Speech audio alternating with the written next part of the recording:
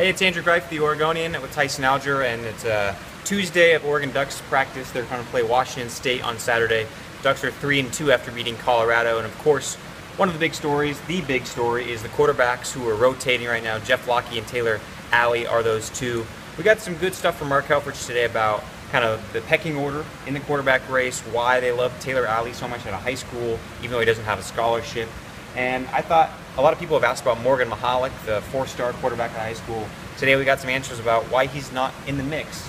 What did you take away from that? Yeah, so during Helfrich's press conference, I asked him who the third-string quarterback was on Saturday, because conceivably Vernon Adams was resting his finger. You had Locke and Alley playing in there, and Helfrich basically said, "Good question," when we asked him who the third-string quarterback was. Now, the thing with Taylor, or the assumed thing with Morgan Mahalik is he's running the scout team. He wasn't running Oregon's offense that week, so it wouldn't be exactly just like a cut and paste sort of thing. But then also, Helfrich went into a little bit of what we've kind of previously written about Mahalik, and that his true freshman year was kind of almost a wash. He didn't come in and kind of do things like they thought he was going to.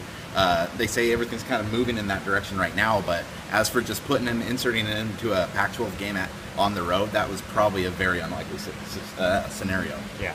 Taylor Alley was a guy who they said they couldn't believe they got out of high school because they thought someone has to offer this guy a scholarship. Someone has to offer a scholarship. Tyson talked today to some teammates who paint him as a very competitive guy who came in just because he didn't have a scholarship and still doesn't have a scholarship, never counted himself out as a guy who could be in this mix. You talked to him last week and he said he would not be surprised if he started anytime soon.